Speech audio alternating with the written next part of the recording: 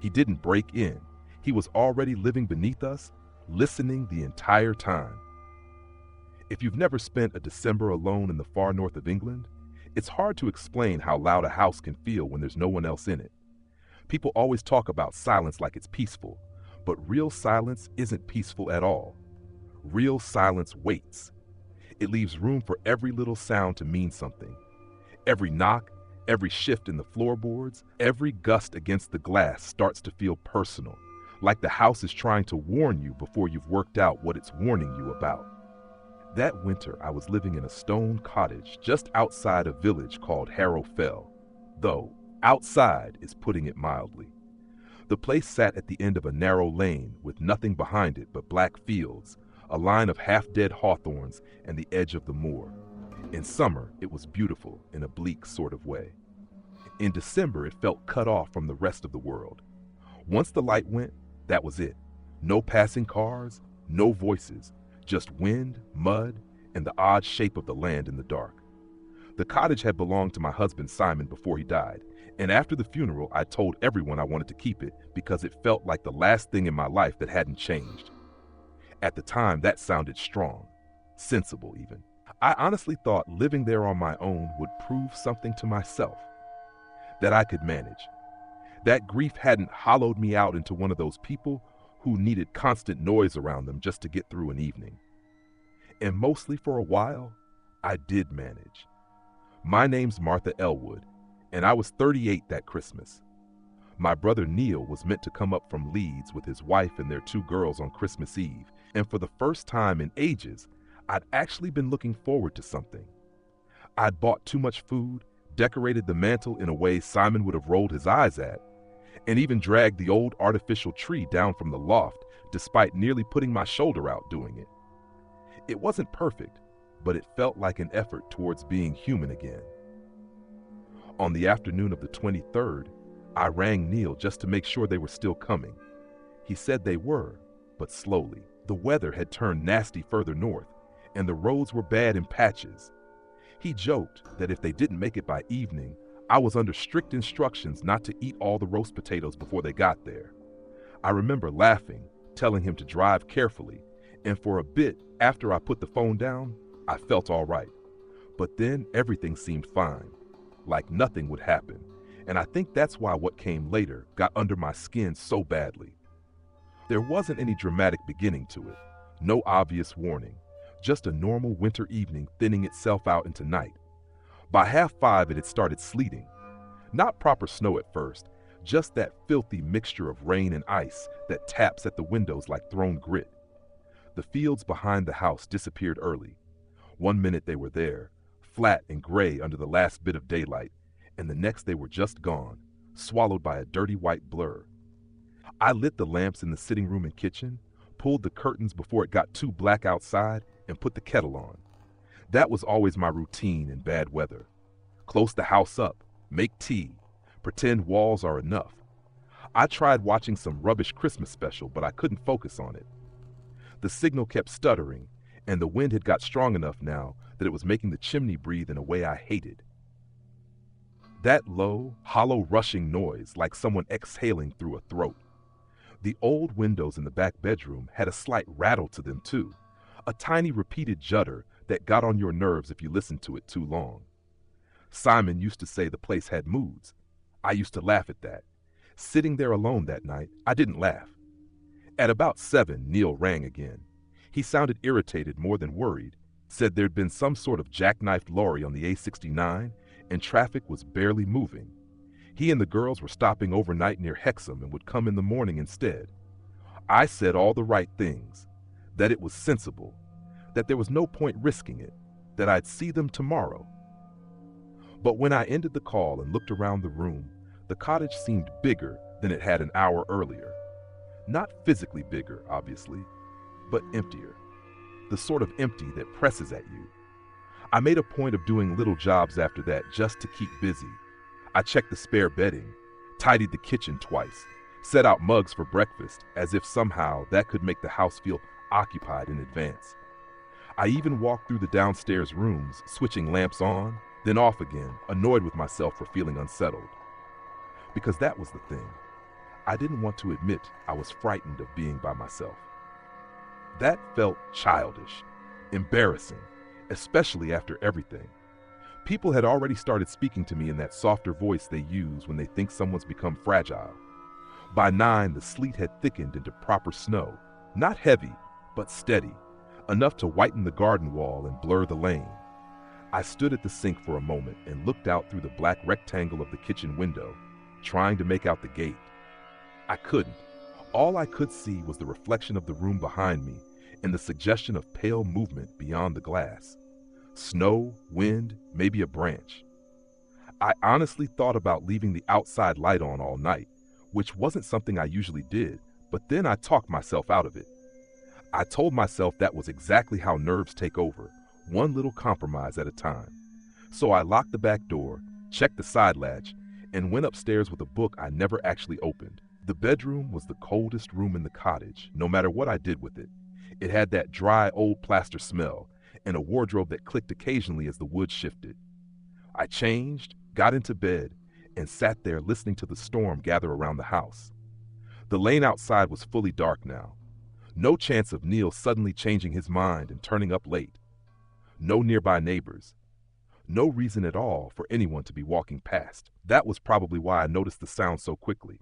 At first it folded in with the weather so neatly I nearly missed it. Just a soft crunch under the wind. Then another. Then another. Not random. Not branches. Not something loose hitting the wall. Footsteps. Slow, deliberate footsteps, muffled by fresh snow, but still distinct enough that once I heard them, I couldn't stop hearing them. They weren't on the lane. They were closer than that. Much closer. Right outside the cottage, moving along the side wall beneath my window. I sat bolt upright in bed, listening so hard it made my ears ache. Crunch. A pause. Crunch. Not hurrying. Not stumbling. Whoever it was wasn't trying to get somewhere. They were taking their time. I remember the first stupid thought I had was that Neil had somehow made it after all and was coming round from the side because he'd parked badly in the weather. But that lasted about 2 seconds. Neil would have called out. Neil would have thumped on the front door like he always did. Neil definitely wouldn't have crept through the dark around the side of the house without a torch. The footsteps stopped directly below me. I didn't move. I don't even think I breathed properly for a few seconds. I just stared at the bedroom door as if that somehow made more sense than looking at the window. My whole body had that tight, prickling feeling you get when your mind's trying to race ahead of what it already knows. Then, very softly, from somewhere downstairs, there came a single knock. Not the front door, the side door, the one nobody used, the one warped by winter damp that stuck in its frame every year. One knock, not loud, not desperate, just enough to let me know whoever was outside understood exactly where I was. I stayed completely still after that knock. Not frozen in some dramatic way, more like my body had quietly decided it wasn't going to help me until I worked out what was happening. I remember staring at the bedroom door, waiting for another sound, another knock, anything that would make sense of it. But nothing came. Just the wind, dragging itself along the side of the cottage, and that faint rattle in the window that suddenly felt too deliberate to be weather alone. I honestly thought about ignoring it. Just staying in bed, pulling the duvet over my head like that would somehow cancel it out. But that didn't last long. Because once you know someone's outside your house, really know it, not guessing, not imagining, you can't go back to pretending everything's normal. Every second you stay still starts to feel like you're giving them time to do something you won't be ready for. So I got up. I didn't turn the light on. I don't know why. Instinct, maybe. Something in me didn't want whoever was down there to know exactly where I was or what I was doing. I pulled on a jumper over my pajamas, grabbed my phone from the bedside table, and moved towards the door as quietly as I could. The floorboards creaked anyway. They always did. And in that moment, every tiny sound I made felt like a mistake. When I opened the bedroom door, I didn't step out straight away. I just stood there, listening down the dark stairwell. The cottage always felt narrower at night, like the walls had shifted closer together. I could just about make out the faint gray of the downstairs hallway through the banister, but it was mostly shadow. Another knock came. Same place, same measured rhythm. It wasn't louder this time. It wasn't more urgent. If anything, it felt patient, like whoever it was knew I was awake now and was simply waiting for me to catch up. I moved onto the landing and started down the stairs, one step at a time, trying to keep my weight on the edges so they wouldn't groan as much. My heart was thumping hard enough that I was convinced it was echoing off the walls. I kept thinking, say something, just call out, ask who it is, but the words wouldn't come. It felt safer to stay quiet, to listen, to understand before I gave anything away. Halfway down, I stopped because I realized something that made the whole situation worse. I couldn't hear breathing, or shifting, or footsteps moving away from the door. Whoever had knocked hadn't moved. That's when the unease really settled in. Not sharp panic, not yet. Just that heavy, creeping sense that something about this wasn't lining up with how people normally behave. If someone's freezing outside, they knock louder, they call out, they bang. They don't just wait. I reached the bottom of the stairs and stood there for a moment, letting my eyes adjust. The sitting room door was ajar, a faint glow from the street-facing lamp still spilling into the hall. Everything looked exactly as I'd left it. No broken glass, no obvious signs of forced entry, just the quiet, familiar shape of the house and that door at the side. I moved towards it slowly. The side door had a narrow pane of old, uneven glass set into the top half, the kind that distorts shapes just enough to make everything outside look slightly wrong. There was a curtain there, but I hadn't drawn it. I remember wishing I had. I stopped about a meter away. I didn't go straight to the glass. I stood there, listening again, trying to pick up anything. Footsteps shifting, clothing brushing, even breath fogging against the pane. But there was nothing. Just the wind dragging snow across the stone outside. Hello? Asked finally, my voice coming out quieter than I meant it to. No answer. I swallowed, took another step closer. I can't open the door if you don't say anything, I added, trying to sound firmer than I felt. Still nothing. For a moment, just a moment, I thought maybe I'd imagined it, that the knock had been something else, something harmless my brain had twisted because I was already on edge. I actually felt a flicker of relief at that thought. It would have been embarrassing, but I would have taken embarrassment over whatever this was becoming. Then the handle moved, just slightly. A slow testing shift, like someone pressing down on it to see if it would give. I jumped back before I could stop myself, my shoulder knocking into the wall behind me. The door didn't open, the latch held, but that small movement was enough to tear away any doubt I still had. There was definitely someone on the other side. Who is it? I asked, louder now, the words coming out sharper than I intended. A pause, then a voice, close to the wood, calm in a way that didn't match the situation at all. Evening. That was it, just that one word. Polite, measured, almost rehearsed. I frowned, stepping closer again despite every instinct telling me not to. What do you want? I'm afraid I've taken a wrong turn somewhere, the voice said. Roads disappeared on me. Bit of a mess out here. There was something off about the way he spoke. Not the accent, it was local enough, but the phrasing. Too careful, like he was choosing each word in advance rather than speaking naturally. You're miles from the main road, I said. There's nothing out here. Yes, he replied, and I could hear the faintest hint of a smile in his voice. That's becoming clear. I hesitated, glancing towards the front of the house, as if I might somehow see another explanation forming out there. There's a village about 10 minutes back the way you came, I said. You should go there. Someone will help you. I would, he said, if I knew which way I came. That should have made sense. It didn't. I edged closer to the glass, just enough to get a look. At first, all I saw was movement, dark against white. Then the shape resolved, and I found myself staring at a man standing far too still for someone caught in that kind of weather. He was tall, thin, wearing a dark duffel coat soaked through at the shoulders. Snow clung to his hair, melting slowly down the sides of his face. But it wasn't the way he looked that bothered me. It was how he was looking at the door. Not at me. He couldn't see me properly through the warped glass, but at the door itself, as if he already knew exactly where I was standing behind it. I don't have space, I said quickly, even though that wasn't true. I'm expecting family in the morning. I won't be any trouble, he replied, still calm, still patient. Just somewhere to sit out the worst of it. I shook my head. even though he couldn't see the gesture clearly.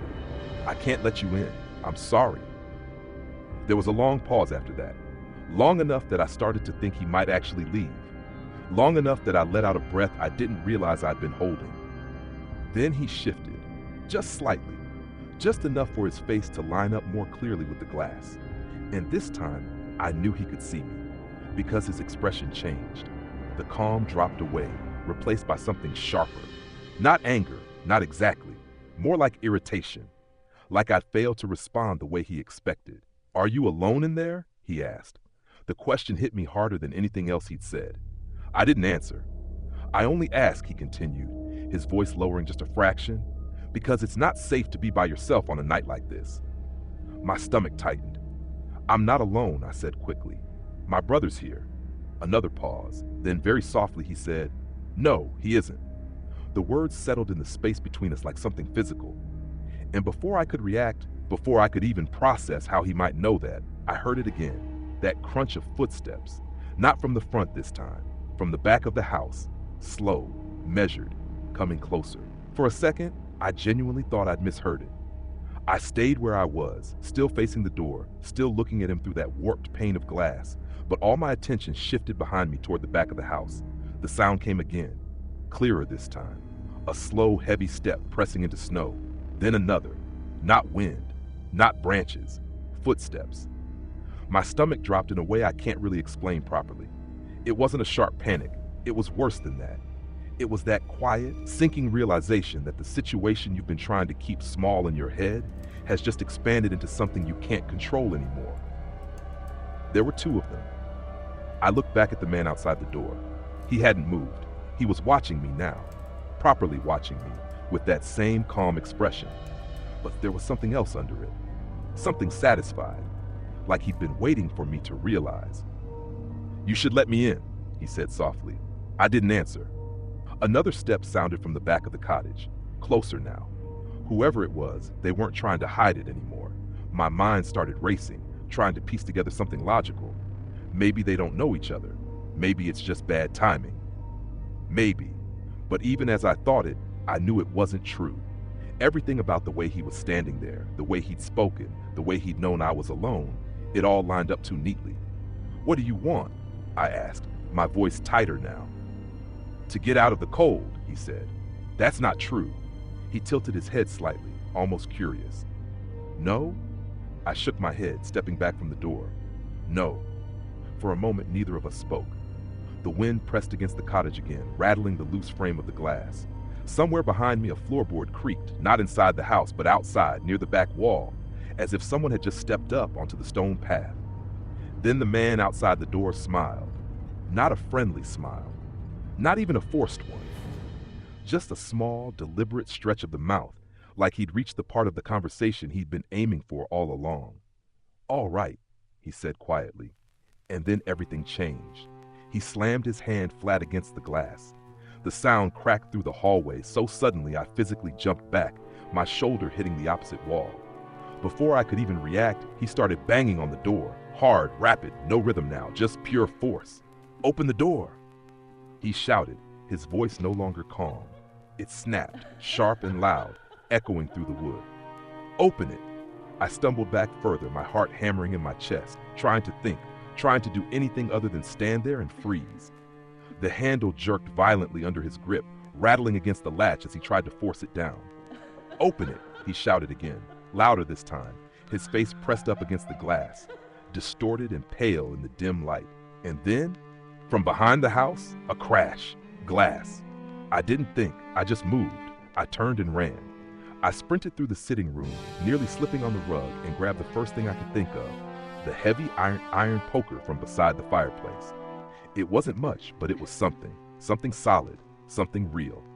Another crash sounded, closer this time, followed by the unmistakable noise of something being pushed aside. Wood scraping against stone, something falling, something breaking. They were inside. I bolted for the stairs, taking them two at a time, not caring about the noise anymore. My breath came out in sharp, uneven bursts, my hands shaking so badly I nearly dropped the poker halfway up.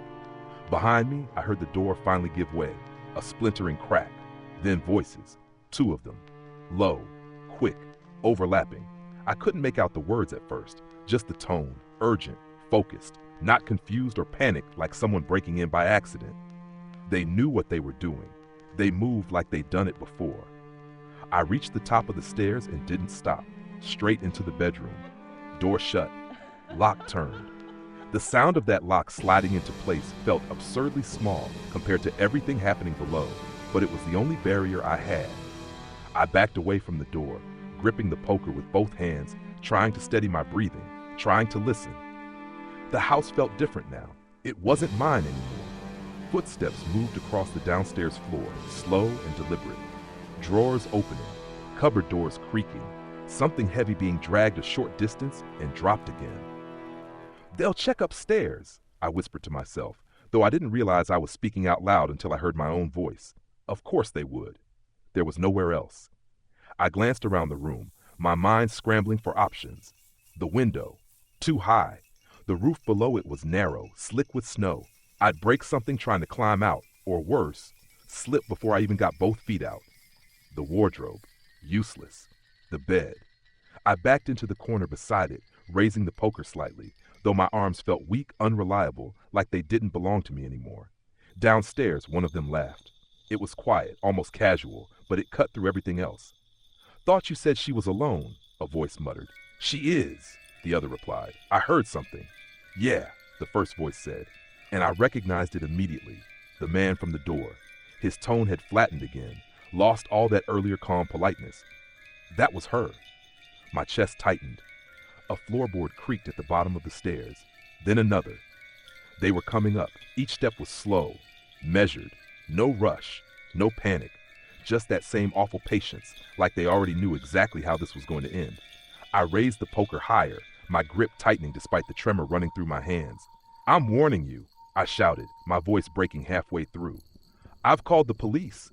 It was a lie. I hadn't even thought to grab my phone. The footsteps paused.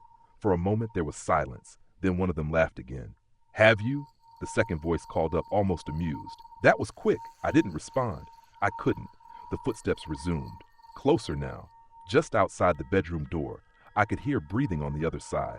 Slow, controlled, not out of breath, not stressed. One of them stopped directly in front of the door. There was a soft tap against the wood. Not a knock, just a light, almost thoughtful touch. Then the voice came, right on the other side, quiet enough that I had to strain to hear it. "We know you're in there." I held my breath, my entire body rigid, every muscle locked. Another pause, and then in a tone that didn't match the situation at all, almost cheerful. "Well," he said, "she's got to be somewhere, hasn't she?"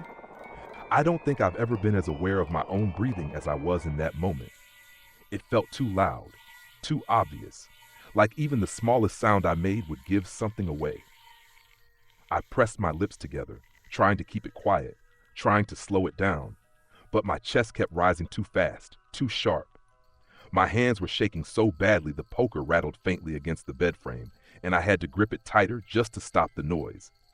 On the other side of the door, they didn't rush. That was the worst part. If they tried to break it down immediately, if they'd shouted or thrown themselves at it, I think I would have reacted differently. Panic would have taken over. Adrenaline would have done something useful. But they didn't. They waited. I could hear them shifting their weight just slightly. One of them moved a step to the side. The other stayed directly in front of the door. There was a quiet murmur between them, too low to make out properly, like they were discussing something ordinary, like I wasn't even there. Then a single heavy dart against the wood. The whole door shook in its frame, the handle jolting violently as if something solid had struck it. I flinched, a sharp gas slipping out before I could stop it, my grip tightening on the poker until my knuckles ached. Another udar followed, louder this time, more deliberate. It didn't sound like someone kicking the door. It sounded heavier than that, denser, like metal hitting wood. Something cold crawled up the back of my neck. "Go on," the second voice said, almost lazily. "She's right there." The man outside let out a low chuckle, and then he hit the door again. A crack splintered through the wood near the handle. Not enough to break it, not yet, but enough to show me exactly how thin that barrier really was. I stumbled back a step, my legs threatening to give out under me. "I said I've called the police," I shouted again. louder this time, forcing the words out through the fear. Silence. Not complete silence. The wind was still there, rattling the window, pressing against the house, but from them, nothing. For a second, I thought maybe that had done something. Maybe they'd hesitate. Maybe they'd rethink it. Then I heard the faintest shift. Footsteps. Not away from the door, away from the room. I frowned, barely breathing, trying to listen. The man outside the door moved first, his weight lifting off the floorboards, stepping back. The second man followed, their footsteps retreating slowly down the landing. No rush, no urgency, just leaving. I didn't move. I couldn't. My whole body stayed locked in place, the poker still raised, my eyes fixed on the door as if I expected it to burst open at any second. The footsteps reached the top of the stairs, paused, then began to descend, one step at a time, creak, creak, creak. I counted them without meaning to. 1, 2, 3, all the way down. Then nothing. Just the wind again, just the house. I stayed where I was for what felt like a long time. It could have been minutes, it could have been longer. I had no real sense of it. Every part of me was waiting for the sound to come back, for them to rush up the stairs again, for the door to splinter, for something worse to happen. But it didn't. Eventually, very slowly, I lowered the poker. My arms felt weak, heavy, like they'd been holding that position for hours. I didn't trust my legs to move at first, but I forced myself to take a step forward, then another. The bedroom door was still intact, cracked near the handle, yes, but holding. I reached out and touched it lightly, as if it might collapse under my hand. It didn't. I pressed my ear against the wood. Nothing. No breathing, no voices, no movement, just silence. Real silence this time, the kind that feels empty instead of waiting. I pulled back, my heart still hammering, and looked around the room as if something might have changed while I wasn't paying attention. Everything was the same. The bed, the wardrobe, the small lamp on the bedside table. It all looked so normal. That was what made it feel unreal. Carefully, I moved towards the window and pulled the curtain back just a fraction. The garden below was half covered in fresh snow, uneven and disturbed now. I could see tracks cutting across it, deep, clear impressions leading from the side of the house toward the back fence. 2 sets, both heading away. I let the curtain fall back into place, my stomach twisting. They'd gone, just like that. No explanation, no final threat, no attempt to get through the door after those first blows. They'd simply left, and that, somehow, was worse. Because it didn't feel finished, it felt paused. I stayed in that room until the sky began to lighten. I didn't sleep, I didn't sit down. I just stood or paced in small circles, the poker never leaving my hand, listening for anything, any sign that they might come back. They didn't. By the time the first gray light pushed through the curtains, the storm had settled into something quieter. The wind had dropped. The snow had slowed. The world outside looked still again, like nothing had happened at all. It took me a long time to open the bedroom door, even longer to step out onto the landing. The house felt wrong as soon as I did. Not damaged beyond repair, not destroyed, just disturbed. Like something had been inside that didn't belong and hadn't quite left everything the way it found it. I moved slowly, checking each room as I went. The poker still raised, despite how ridiculous it probably looked in daylight. Downstairs, the damage was clear. The back window in the scullery had been smashed in, glass scattered across the floor, and snow blown halfway into the room.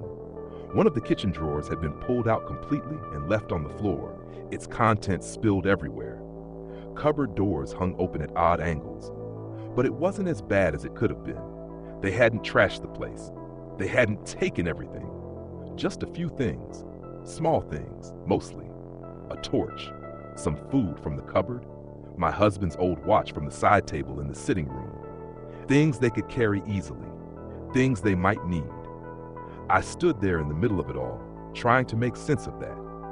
If they'd come to rob the place, why leave so much behind? If they'd come for something else, I didn't finish that thought. I couldn't. Instead, I walked to the front of the house and checked the door. The latch was splintered, just enough to show where they'd forced it, but it still hung in place. The marks around the handle were deep, rough, like something hard had been used to strike it. I reached out and traced one of them with my finger before pulling my hand back quickly, as if it might still be warm. Outside, the lane was empty. No cars, no people, No sign that anyone had ever been there. I called Neil first. My hands were still shaking as I held the phone to my ear, trying to keep my voice steady as I told him what had happened. He swore under his breath more than once, asked if I was hurt, told me to stay inside and call the police immediately. So I did. They came not long after, a car from the village, 2 officers who walked through the house, asked questions I struggled to answer properly. I could tell, even as I spoke, that parts of it sounded unreal. That calm voice, the way they'd left. One of the officers asked if I'd seen their faces clearly. I saw one, I said, at the door. Would you recognize him again? I hesitated. And that was when it hit me. Not the fear, not the immediate physical fear. That had already happened, something else, something colder. I think so, I said slowly. But even as I said it, I wasn't completely sure. Because when I tried to picture his face in my mind, really picture it clearly, it felt blurred. Not gone, just wrong. Like my memory had held on to the shape of him, but not the details. All I could remember properly were his eyes, and the way he'd said it. No, he isn't. I looked around the house again. The broken glass, the open cupboards, the marks on the door, and a thought settled in that I couldn't shake. This hadn't been random. They hadn't just stumbled onto the cottage in the storm. They'd known, not just that someone was inside, but that it was me. And for the first time since it started, the fear changed into something deeper. Because it meant that whatever had happened that night might not have started that night at all. The police stayed for just over an hour. They were polite about it, careful even. One of them, P.C. Hargreaves, I think his name was, walked through each room twice, checking locks, windows, anything that might suggest how they'd got in and out. The other took notes at the kitchen table, occasionally glancing up at me like he was trying to measure how shaken I was without asking directly. I answered everything as clearly as I could. What time I'd heard the first knock, where I'd been standing, what the man had said, how many voices I'd heard, what I thought they'd taken.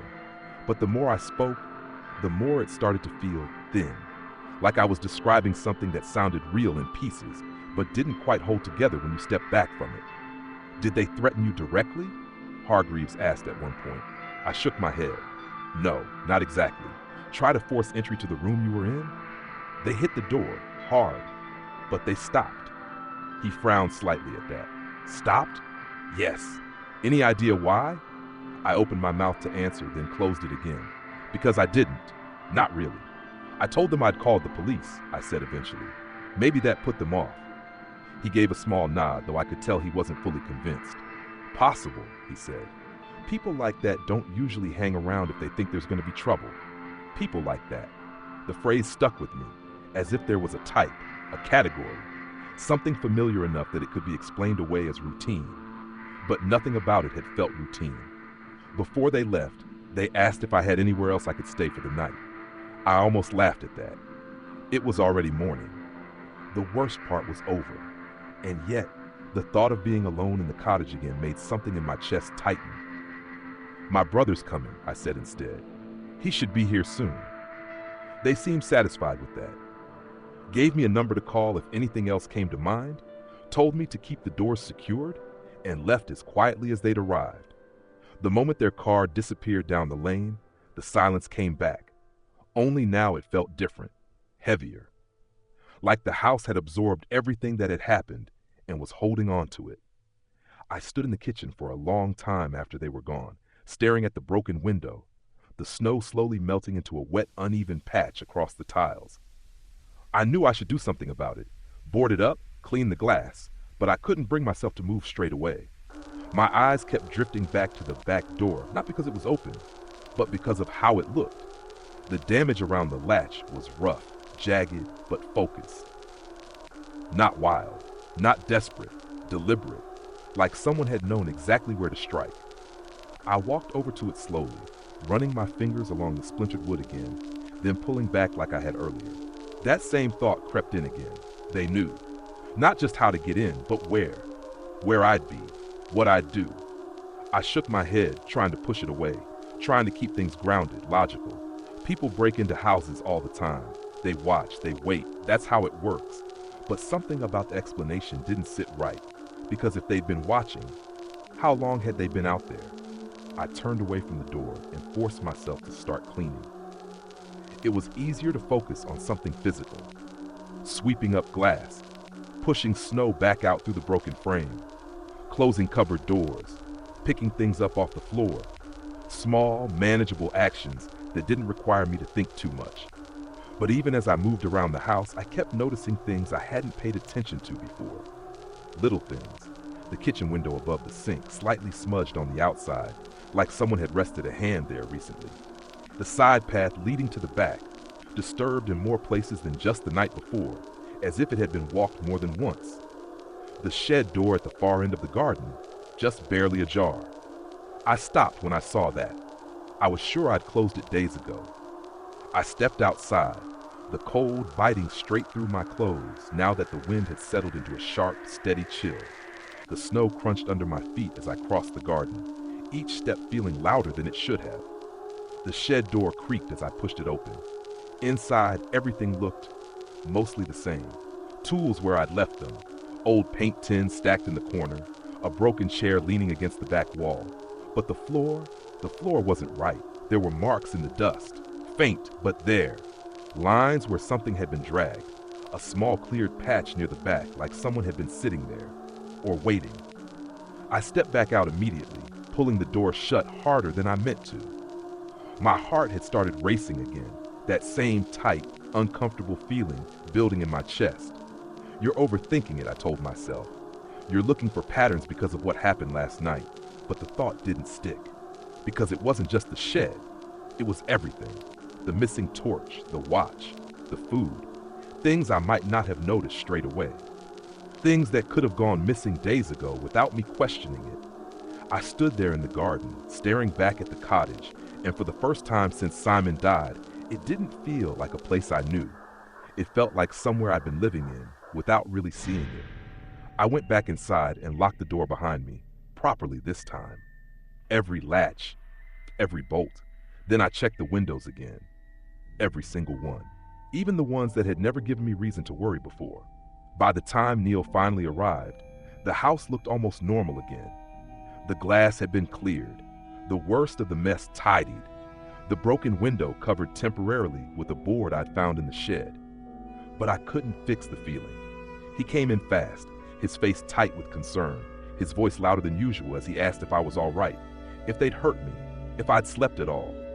I told him I was fine, that they'd taken a few things, that the police had already been. I left out the shed. I left out the smudged window. I left out the part that didn't make sense, because I wasn't ready to say it out loud. We spent Christmas Day together anyway. We cooked, we ate. The girls opened their presents and laughed in that way children do when they don't understand what nearly happened around them. From the outside, it probably looked like a normal Christmas. But I couldn't relax, not fully. Every time someone moved near a door, I noticed. Every time the wind picked up, I listened. And once, just once, I caught myself glancing out towards the back garden, half expecting to see something standing there at the edge of the field. Watching. Waiting. It wasn't. Not then. But the feeling stayed, and it didn't go away in the days after either. If anything, it got worse. Because once you start noticing things, you don't stop. A week later, when Neil and his family had gone home and the house was quiet again, I found something that made all of it settle into place in a way I wish it never had. It was small, easy to miss, tucked behind the radiator in the hallway, half hidden in the shadow.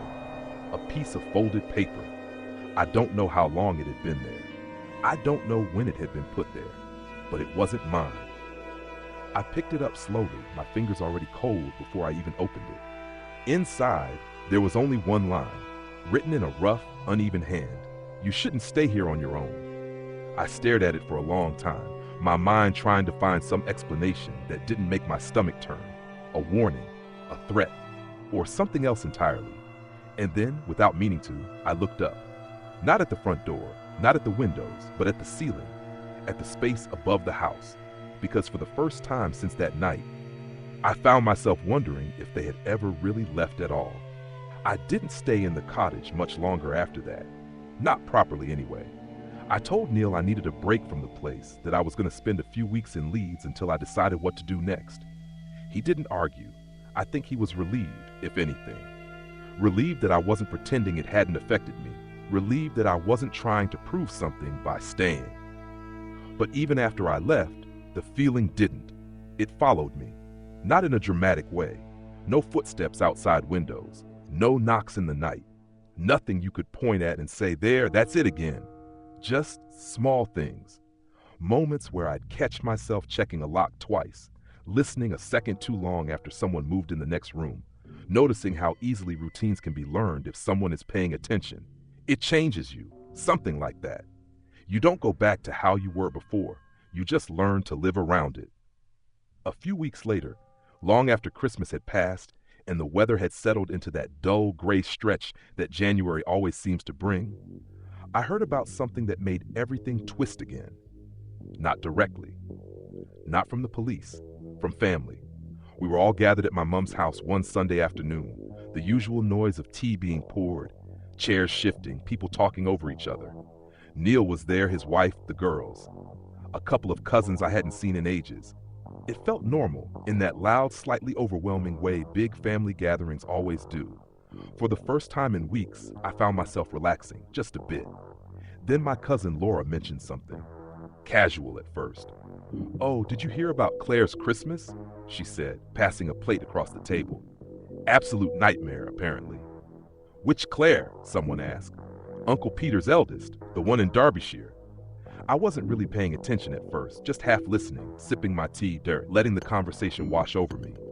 Then Laura continued. Some bloke she was seeing brought him to the family house for Christmas. Seemed nice enough at first, but I don't know. Something wasn't right. That was enough to pull my focus. Not fully, not consciously, just enough. "What do you mean?" Neil asked. Laura shrugged. "Just off. You know when someone's trying a bit too hard, getting close too quickly?" Anyway, apparently one of the kids didn't like him at all. Said he gave him a bad feeling. I felt something shift in my chest. It wasn't fear, not yet.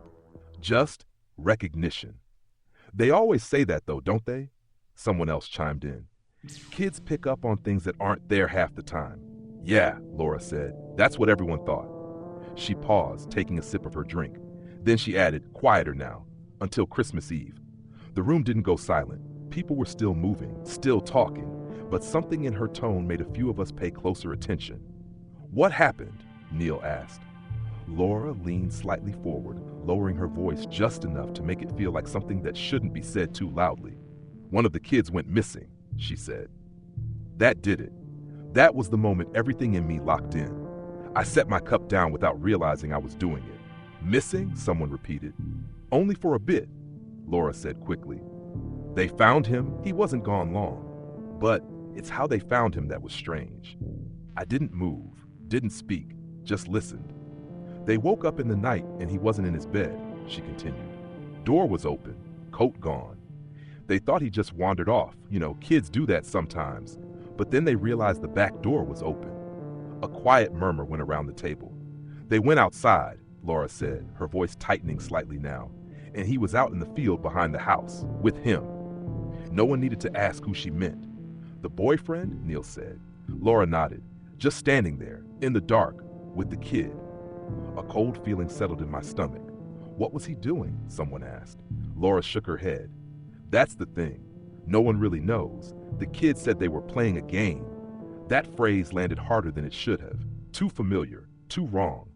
"What kind of game?" Neil pressed. "He wouldn't say," Laura replied. "Just that he didn't like it, that he wanted to come back inside." I felt my hands tighten slightly in my lap. "And the bloke?" someone else asked. "Gone," Laura said. "By morning. Packed his things and left. Didn't even say goodbye properly." "Bit suspicious," Neil muttered. "More than a bit," Laura said. "Apparently they found out later he'd been using a different name somewhere else. No one's heard from him since." The conversation shifted after that, moved on. People started talking about something else, work, school, plans for the year. But I couldn't, because something about it wouldn't let go. It wasn't just the situation, it was the details. The way Laura had described him, too friendly, too quick, too interested. The way the child had reacted, that quiet discomfort no one else had taken seriously. The way it had happened at night, outside, in the dark. I sat there, staring at nothing in particular, my thoughts starting to connect in ways I didn't want them to. It didn't mean anything. Not really. Situations like that happen. People like that exist. It didn't have to be connected. It didn't have to mean, what was his name? I asked suddenly. My voice cut through the conversation more sharply than I intended. A few heads turned. Laura looked at me, slightly surprised. Sir Loke, I said. What was his name? She hesitated for a second, then shrugged. Louis, I think, or Luke, something like that. Why? I shook my head quickly. No reason. But there was a reason, because even though the name didn't match, the feeling did. And as the conversation carried on around me, something settled in the back of my mind that I couldn't ignore. This wasn't just one thing, one night, one mistake. It was something else, something quieter, something that moved. And for the first time since I left the cottage, the fear shifted again, because it meant whatever had happened to me might not have been as isolated as I'd hoped. I didn't say anything else about it that day. Not to Laura, not to Neil, not to anyone. Even when I had the chance, when the conversation dipped, when people drifted into smaller groups, and it would have been easy to pull someone aside and say, that sounds like what happened to me. I didn't. I told myself it was because I didn't have enough to go on. Because I didn't want to sound paranoid. Because I didn't want to turn one strange night into something bigger than it actually was. But that wasn't the real reason.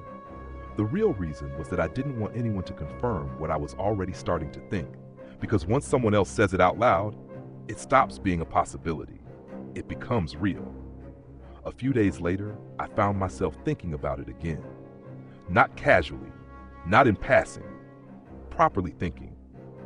The kind of thinking where you sit still for too long, staring at nothing, letting your mind circle the same details over and over until they start to feel sharper than they did at the time. I kept going back to the same points. The man at my door, the way he spoke, the way he knew I was alone, the second set of footsteps, the fact that they didn't take much, the fact that they left.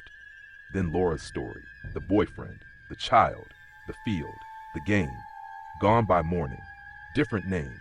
It didn't line up perfectly, but it didn't feel separate either. And the more I thought about it, the more something else started to bother me. Something I hadn't really questioned before. Why had they stopped at my bedroom door?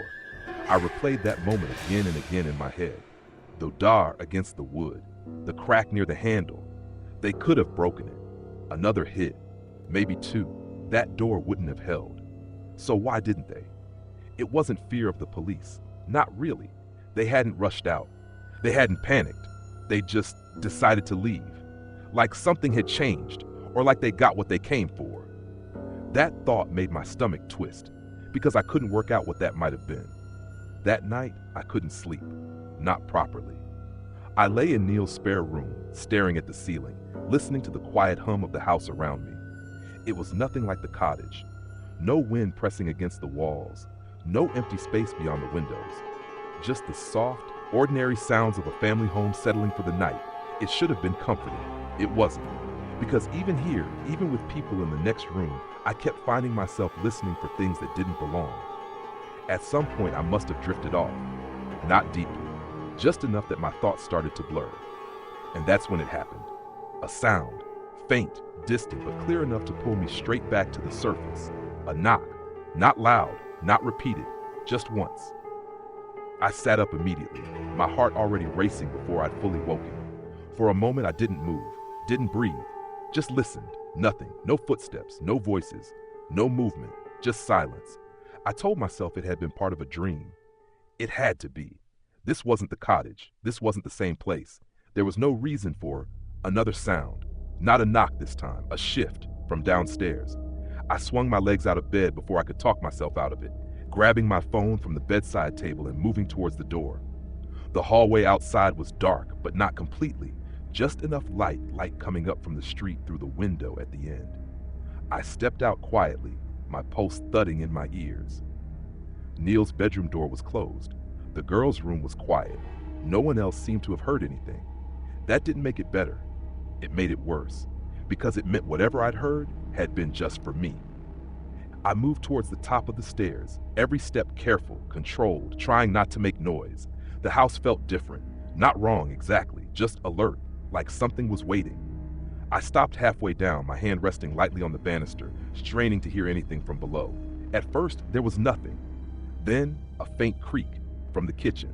Not loud, not sudden, just the soft, unmistakable sound of weight shifting on old floorboards. I froze. My mind jumped immediately to the obvious explanation: Neil, or his wife. Maybe one of them had got up for water. Maybe they'd heard something too. I opened my mouth to call out, then stopped, because something about that didn't sit right. The sound hadn't been casual. It hadn't been someone walking normally. It had been slower, measured, exactly like no. I shook my head slightly, trying to push that thought away. You're projecting.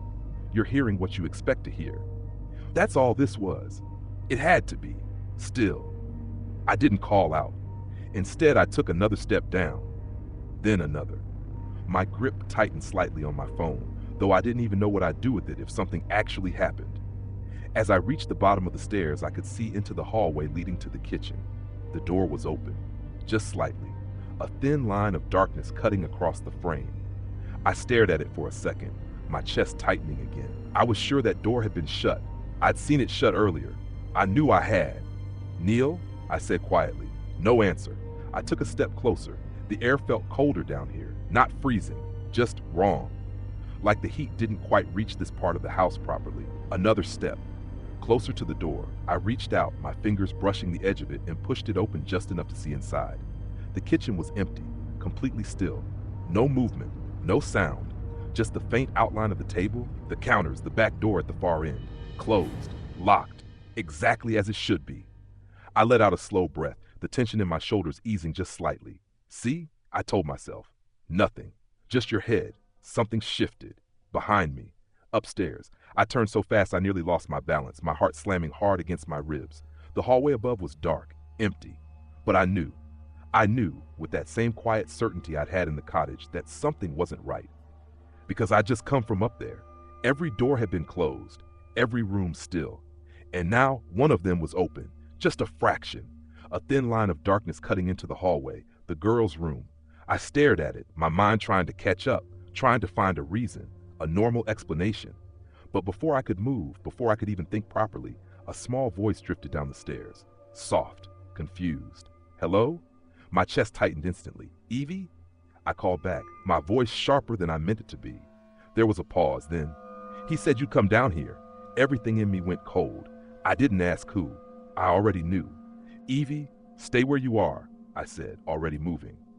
I took the stairs 2 at a time, not caring about the noise anymore, my hands sliding along the banister as I pushed myself faster. My heart was hammering so hard, it felt like it was pulling the rest of me with it. By the time I reached the landing, her bedroom door was open wider. Too wide. The light inside was off, but I could see the shape of the room in the dim glow from the hallway. The bed, the wardrobe, the small pile of toys in the corner, and her, standing just inside the doorway, barefoot, her hair messy, clutching the sleeve of her pajama top like she'd only just woken up. Evie, I said again, softer this time, stepping towards her. She looked up at me, blinking, like she was trying to place where she was. He said you'd be downstairs, she murmured. My chest tightened. Who did? I asked, even though I didn't want the answer. She hesitated. Then she turned her head slightly, glancing past me. Not at the stairs, not at the hallway, at the front of the house. My stomach dropped. I turned instinctively, following her gaze down the corridor. The front door. It was still closed, but something about it felt wrong. I walked past her slowly, my movements controlled, deliberate, every step feeling heavier than the last. Stay here, I said quietly. She didn't argue. She just watched me, her eyes too wide, too awake for the middle of the night. I reached the top of the stairs again and looked down. The hallway below was exactly as I'd left it. Dark, empty, still. But now I could see something I hadn't noticed before. The faintest line of pale light near the floor, coming from the front door. I frowned, my mind struggling to process it. The porch light, it shouldn't have been on. No one had turned it on. Neil hadn't mentioned anything about it earlier. And I knew it'd been off when I came down before. I moved down the stairs again, slower this time. Careful, listening. Nothing, no footsteps, no breathing, no movement. Just that same heavy silence pressing in around me. When I reached the bottom, I didn't go straight to the door. I stopped halfway across the hall and listened again, my pulse loud in my ears. Still nothing. I stepped closer. The light under the door flickered slightly, just enough to make my stomach twist, like something was moving outside, blocking it, unblocking it. Slowly, I swallowed, my hand hovering near the handle. "Hello?" I called out, louder this time. No answer. I gripped the handle. Cold. Too cold. I hesitated for half a second. Then I pulled it open. The night hit me immediately. Cold air rushing in, sharp and biting, carrying the smell of damp earth and frost. The porch light flickered overhead, casting weak, uneven shadows across the front step. For a moment, there was nothing, just the empty path, the quiet street, the dark shapes of parked cars further down. I stepped forward, scanning left and right, still nothing. But then, movement. At the edge of the light, near the side of the house, a figure, standing just beyond the reach of the porch lamp, half hidden in shadow. Tall, still, watching. My breath caught in my throat. I couldn't make out the face properly, just the outline, the shape of a coat, the slight tilt of a head. And then, slowly, another shape shifted behind it, further back, near the fence, smaller, lower to the ground. For a second, my mind refused to process it. Then it did, 2 of them. The cold spread through my chest instantly. I took a step back, my hand tightening on the edge of the door. "What do you want?" I called out, my voice sharper now, louder, though it still felt like it barely carried. The closer figure didn't move, didn't respond. It just stood there, watching. The second shape shifted again, just slightly, as if adjusting its stance. Too controlled, too deliberate. This wasn't someone lost. This wasn't someone passing by. They were here, for something or someone. "Go away," I said, my voice unsteady despite my effort to keep it firm. "I'm calling the police." A pause. Then a voice, from the dark, calm, too calm. "You already came down once." My stomach dropped. I hadn't told them that. I hadn't said anything. I took another step back, my mind racing. "How do you know that?" I demanded. No answer, just that same stillness, that same watching. And then, from behind me, a small sound, a footstep, inside the house. My blood ran cold. I turned immediately, my heart slamming against my ribs. "Evie?" I called. No response. The hallway behind me was empty, the stairs, the landing, dark, still. But something was wrong. Something had changed. I could feel it. That same shift, that same quiet certainty. I stepped back inside quickly, my hand reaching for the door. And that's when I saw it, the faint line of the back door, open, just slightly, a thin black gap where there shouldn't have been one. My breath hitched. No, I checked that. I'd seen it closed. I moved towards it slowly, every step feeling heavier than the last. The house felt different now, not just quiet, occupied, watching me. I reached the kitchen doorway and stopped. The back door stood ajar, the night pressing in through the gap, cold air slipping across the floor. And just beyond it, in the dark, something shifted. Not outside, not moving away, moving closer. And behind me, from the front of the house, a soft, deliberate sound. The front door, closing on its own. I froze completely, trapped between them. One behind, one in front.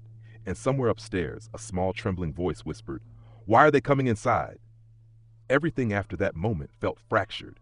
Not like a blur exactly, more like pieces that didn't quite sit together properly.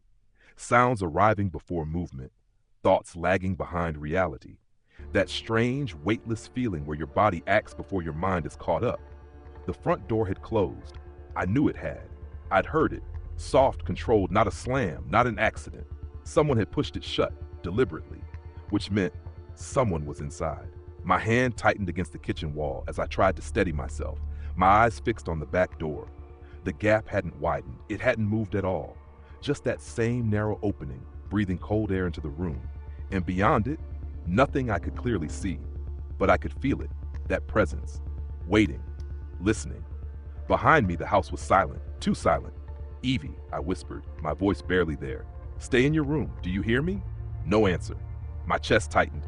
"Evie," I said again, louder now. Still nothing. That was enough. I turned away from the back door and moved quickly, too quickly, back into the hallway, my pulse hammering in my ears.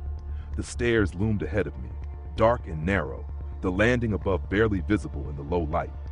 I didn't hesitate this time. I ran. Up the stairs, my footsteps loud now, careless, my hand catching the banister just to keep from slipping. My breath came sharp and uneven as I reached the top and turned straight towards the girl's room. The door was open, wider than before. The bed, empty. My stomach dropped so fast it made me dizzy. "Evie," I shouted, stepping into the room, my eyes darting around, searching, hoping. Please, just hiding, just playing, just nothing. No movement, no sound. Just the cold, empty space where she should have been. I spun around, my heart racing, my thoughts crashing into each other. No, she was just here. She was right here. I rushed back into the hallway, looking left, right. Every door closed except Neil's room. The door was open now. I didn't remember it being open before. I moved towards it slowly, dread building with every step. "Neil?" I called, my voice tight. No response. I pushed the door open wider. They were both asleep, exactly as they should be. Neil on his side, his wife beside him, breathing slow and even, completely unaware of anything happening outside that room. I stared at them, something in my chest twisting. How? How had they not heard anything? The door, the voices, my shouting. The cold settled deeper, because it meant something else, something worse. This wasn't happening the way it should. I backed out of the room slowly, my gaze shifting back towards the hallway, towards the stairs, towards the dark space below. And then, a sound, soft, faint, from downstairs, a child's voice. Not calling, not shouting, just speaking. I froze. It took me a second to recognize it. "Evie." "Okay," she murmured. My entire body went cold. No. I moved again, faster than before, rushing back down the stairs, my breath catching in my throat. "Evie," I called. No answer. I reached the bottom and turned into the hallway, and saw her, standing near the back door, still in her pajamas, barefoot on the cold floor, her back to me, completely still. "Evie," I said again, softer now, my voice shaking despite my effort to keep it steady. She didn't turn around, didn't move. "Evie, come here," I said, stepping towards her, slowly, carefully, as if any sudden movement might break something. She tilted her head slightly, just enough that I could see part of her face in profile. Her eyes were open, wide, fixed on something in front of her.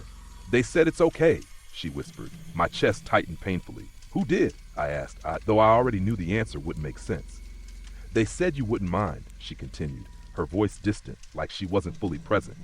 "They said we could go outside again." A sharp, cold fear ran through me. "No," I said firmly, reaching out, placing a hand on her shoulder. "No, that's not happening. Come here." For a second, she didn't react. Then she flinched, just slightly, like she'd forgotten I was there. Her head turned properly this time, her eyes meeting mine. And something changed. The confusion came back, the awareness. "Martha?" she said quietly. Relief hit me so suddenly it almost made my knees give out. "Yes," I said quickly. "Yes, I'm here. Come on." I gently pulled her back, guiding her away from the door.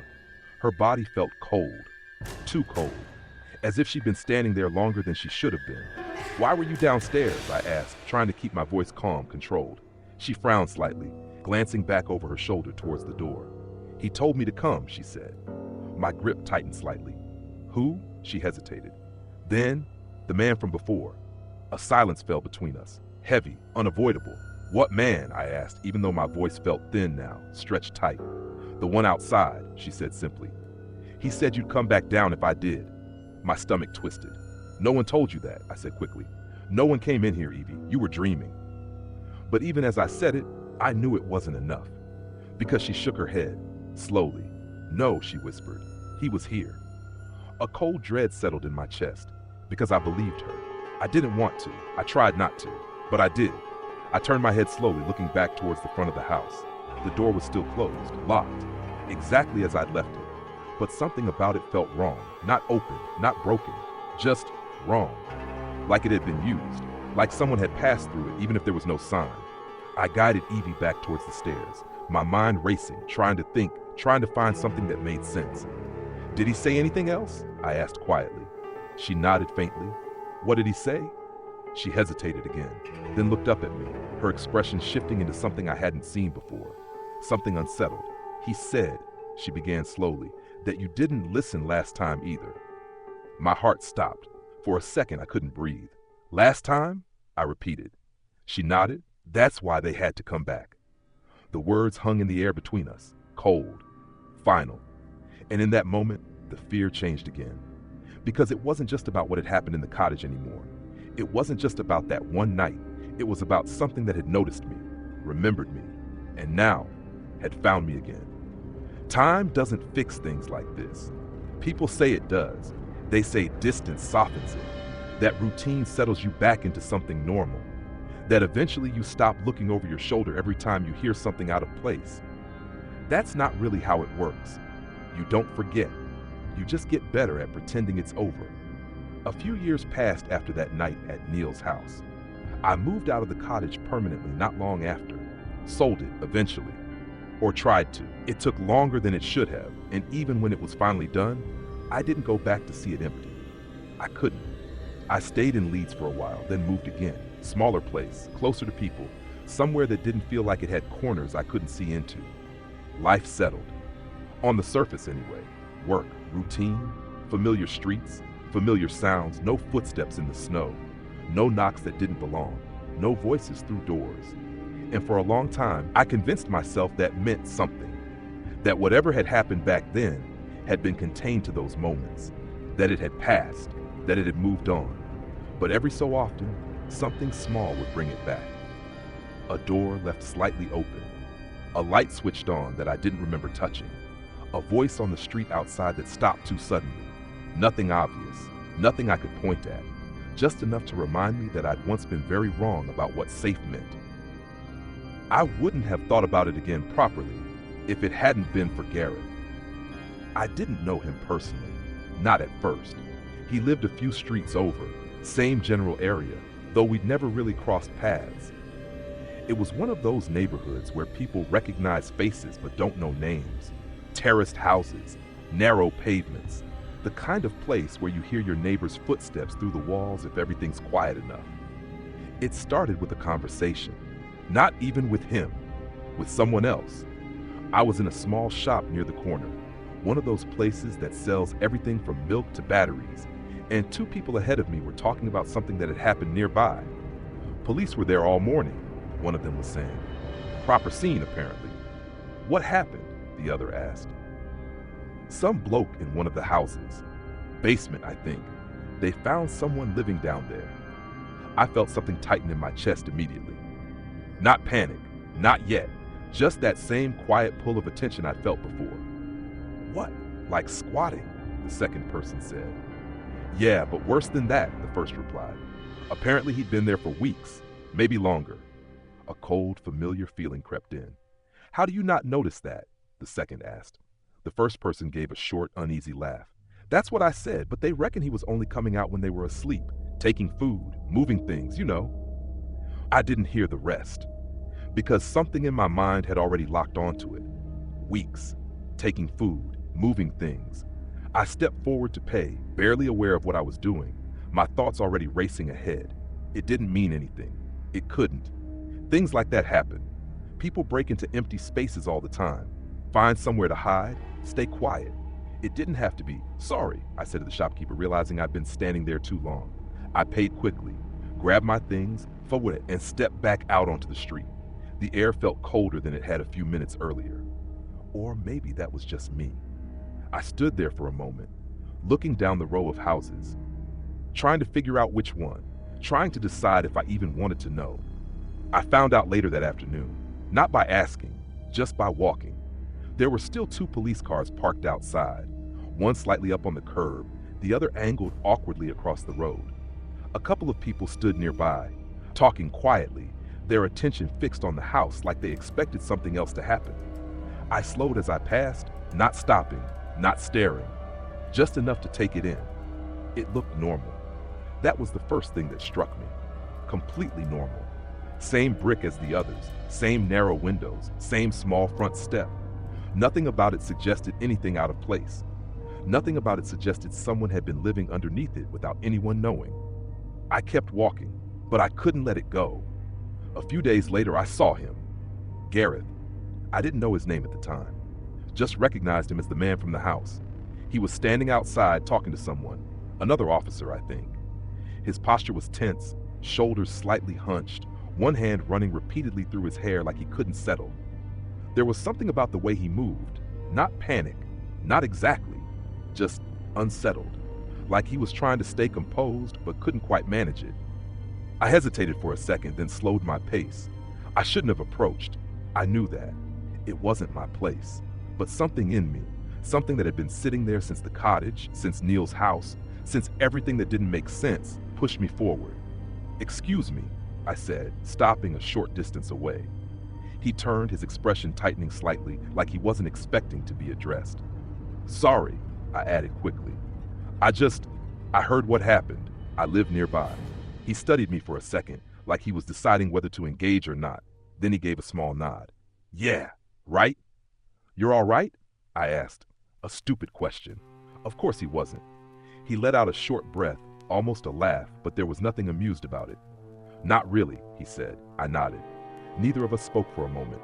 Then, before I could stop myself, I said, "How long was he there?"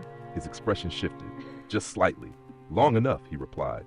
That wasn't an answer, but it was enough. I swallowed, my mind already jumping ahead again. "Did you notice anything?" I asked carefully. "Before you found him?" He hesitated, and in that hesitation, I knew he had. "Little things," he said eventually. "Food going missing, stuff not where I left it. He shook his head slightly. I didn't think anything of it. A familiar feeling settled in my chest. "Of course you didn't," I said quietly. He frowned slightly. "What?" I shook my head. "Nothing. Just people don't. Not at first." He studied me for a second, something in his expression sharpening. "Why?" he asked. I hesitated. This was the point where I could step back, where I could say something neutral, something forgettable, and walk away. But instead I said, "Because it doesn't feel real," I replied, "until it is." A pause. "Then, what happened in your place?" he asked. The question hit harder than I expected. I didn't answer straight away, didn't want to. But the look on his face, the tension, the uncertainty, the need to understand what had happened to him, it felt too familiar to ignore. So I told him, not everything, not all at once, just enough. The cottage, the knock, the voices, the fact that they'd been inside, the fact that they'd known I was alone. He didn't interrupt, didn't question it, he just listened. And as I spoke, I saw something change in his expression. Not disbelief, not doubt, recognition. When I finished, there was a long silence between us. Then he said something that made my stomach turn. "They ate the food," he said quietly. I frowned. "What?" "The bloke in my house," he continued. "The one in the basement. He'd been taking food, eating it while we were asleep." A cold, familiar unease settled in. "What kind of food?" I asked. He let out a slow breath. "Whatever he could get to," he said. But he hesitated. "We left out food Christmas Eve for our son, the usual." My chest tightened, and he looked at me, really looked at me. "He said he saw someone eating it," Gareth said. The world seemed to narrow slightly. "And you thought he was dreaming," I said. It wasn't a question. He didn't answer straight away, just nodded. And in that moment, everything that had felt separate didn't anymore. Because it wasn't just about people breaking in. It wasn't just about being watched. It was about something else, something quieter, something patient, something that didn't rush, didn't panic, just waited, watched, learned, and when the time was right, came inside. And the worst part, it didn't always need to break in. Sometimes it was already there. Gareth didn't tell me everything that day. Not at first. We stood outside his house for a while longer, speaking in that careful, half-detached way people do when they're not sure how much they should say out loud. He kept things simple, factual, almost like he was trying to convince himself it had been just a break-in, just someone desperate, just something that had already been dealt with. But I could see it, the way his eyes kept drifting back to the front door, the way he paused slightly before answering certain questions, the way his voice dropped when he mentioned the basement. There was more. I didn't push him then. I didn't need to, because I knew how it works. You don't tell the worst part straight away. You tell it later, when it won't stay inside your head anymore. It was 2 days after that when he knocked on my door, not late, not in the dark, just after 6 in the evening, when the street was still busy enough that everything felt normal. That was the first thing that struck me. He hadn't come at night. He hadn't come when it was quiet. He'd come when there were people around, when it was safer. I opened the door and he was standing there, hands shoved into his coat pockets, shoulders tense. "Sorry," he said immediately. "I know this is a bit..." "It's all right," I cut in. "Come in." He hesitated for half a second, like he wasn't sure if he should. Then he stepped inside. I closed the door behind him, locking it without thinking. He noticed, didn't comment, just nodded slightly, like he understood. We moved into the sitting room, and for a minute neither of us spoke. He stood there looking around, taking in the space like he was checking it without making it obvious. "You all right?" I asked. He let out a breath. "Not really," he said again. Same answer, same tone. But this time there was something else under it, something closer to fear. I gestured towards the chair opposite mine. "Sit." He did, though he didn't settle properly, just perched on the edge, elbows on his knees, hands clasped together. "I didn't tell you everything," he said. I nodded. I figured. He glanced up at me, searching my face for a reaction, then looked away again. "It wasn't just the food," he continued, "or the things going missing." I didn't interrupt. "Things were moving," he said slowly. "Not in an obvious way, not enough that you'd notice straight away, but just slightly off, like you'd leave something in one place and it'd be somewhere else later. Small stuff. Keys, cups, a toy my son left on the floor." A familiar chill crept in. "And you thought it was you," I said. "Or my wife," he replied. "Or him. Anyone but." He trailed off. "Yeah," I said quietly. He rubbed his hands together like he was trying to warm them. "I kept telling myself it was nothing," he went on, "that I was just forgetting things. But then Christmas morning." He stopped, swallowing hard. "That's when it changed." I leaned forward slightly. "What happened?" He hesitated. Then, "I went down there," he said. The words hung in the air. Simple, but heavy. "Why?" I asked. He gave a short, humorless laugh. "Because I finally started thinking the same thing you did," he said. "That something didn't add up." I didn't like the way he said that. The certainty in it. The way he didn't need to explain what he meant. "So I checked," he continued. "The basement. We don't use it. Haven't for ages. It's just there. Storage, old boxes, nothing important." I nodded slowly. He glanced at me again, then away. "I didn't even think someone would be down there," he admitted. "Not properly. I thought maybe, I don't know, an animal or something had got in." "And?" I asked. His hands tightened together. "I opened the door," he said. "Turned the light on." He paused, long enough that I could feel the tension building again. "And?" "Nothing," he said. That caught me off guard. "Nothing?" "Not at first," he clarified. "It looked normal, exactly how we'd left it. Boxes stacked up, dust everywhere. No movement, no sound." I frowned slightly. "Then what?" "I nearly left," he cut in. "That's the thing. I was about to turn around, go back upstairs, tell myself I was being stupid. I didn't say anything. I already knew what was coming. But something didn't feel right," he said quietly. "I couldn't explain it. I just stayed." My chest tightened. "Looking at it," he went on, trying to figure out why it felt wrong. He leaned forward slightly, his voice lowering. "It was the boxes," he said. "I felt a chill run through me." "What about them?" "They weren't stacked properly," he replied. "Not like we left them. They were arranged." The word landed heavily. "Arranged how?" He hesitated, then said, "Like a wall." Silence settled between us, cold, uncomfortable. "And behind it?" I asked. He swallowed. "I didn't know at first," he said. "I just knew something was off, so I stepped closer." My stomach tightened. "How close?" "Too close," he said quietly. A pause. Then, "I heard it." My pulse picked up slightly. "What?" He looked up at me. His expression had changed again. Not just unsettled now. Something sharper, something closer to what I'd felt in the cottage. "Breathing," he said. The words sat in the room like something alive. "Not loud," he continued. "Not obvious. Just there. Slow. Heavy. Like someone trying not to be heard." I didn't move, didn't speak. I just listened. "I froze," he said, "completely. Didn't even realize I'd stopped moving at first. I just stood there." I could picture it too clearly. The dim light, the boxes, the silence. And then it got louder, he said. A tight feeling settled in my chest. "Not because he moved," Gareth added, "because I did. One step closer." I exhaled slowly. And then? He closed his eyes for a second, like he was seeing it again. Then he stood up. The room felt smaller suddenly. "How close was he?" I asked. "Right there," Gareth said. "Just behind the boxes, close enough that if I'd taken one more step, I would have been within arm's reach." A cold shiver ran through me. "What did he look like?" Gareth hesitated. "Then, wrong," he said. Not a helpful answer, but I understood it anyway. "Thin," he added. "Dirty, clothes that didn't fit properly. Like he'd been wearing the same thing for weeks, maybe longer." He rubbed the back of his neck, his voice tightening. "And his eyes," he trailed off. "What about them?" I asked. Gareth shook his head slightly. "They weren't surprised," he said. That hit harder than anything else. "They should have been," he continued. Anyone else would have been.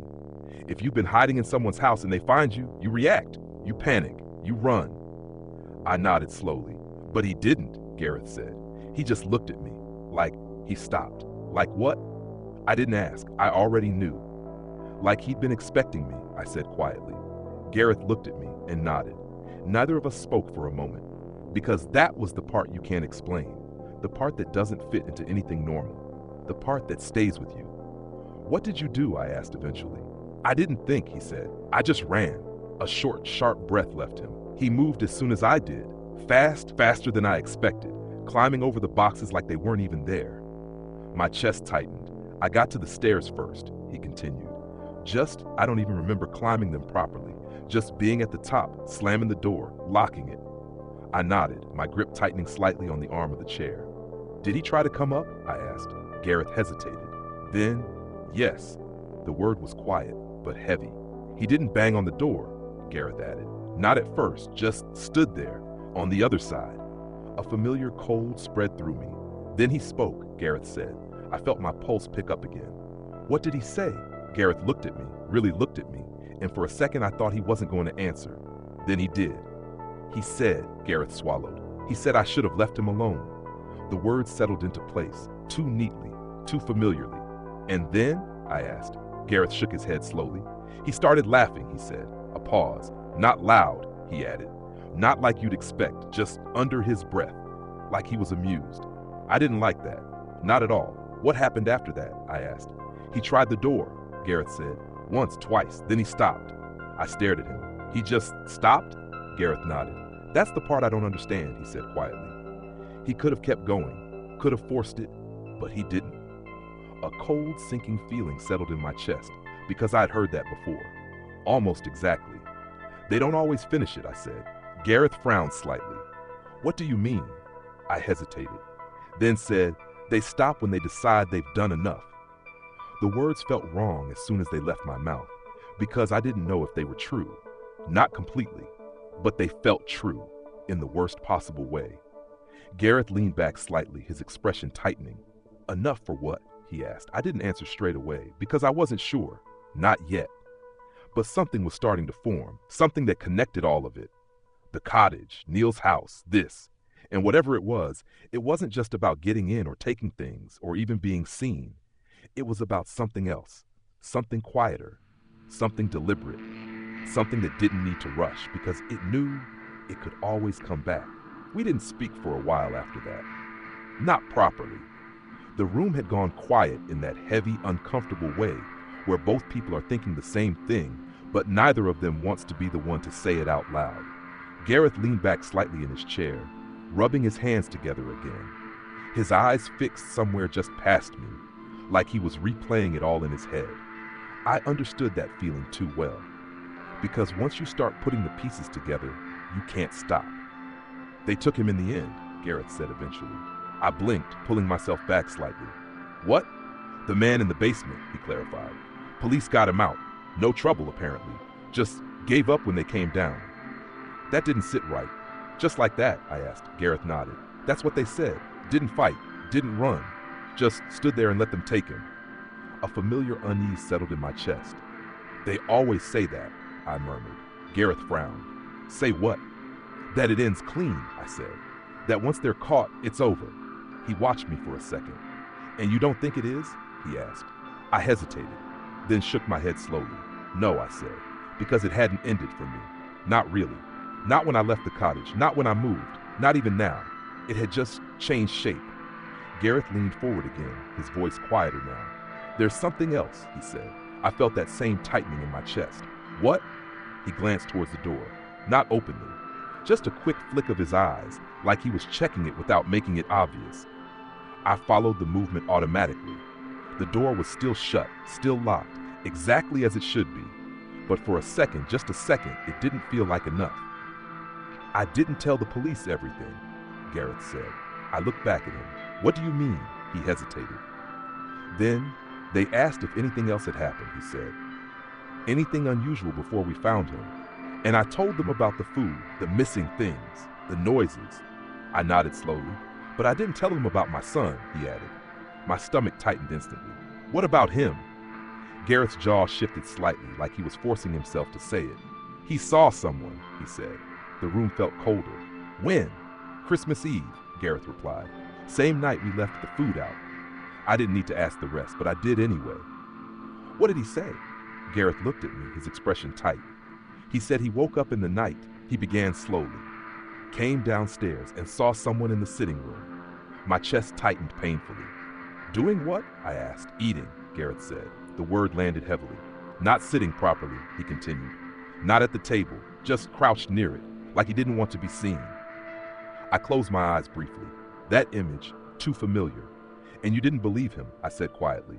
Garrett let out a slow breath. No, he admitted. I told him it was a dream, that it was just part of the whole Father Christmas thing. Of course, that's what anyone would think. That's not the worst part, Garrett added. I opened my eyes again.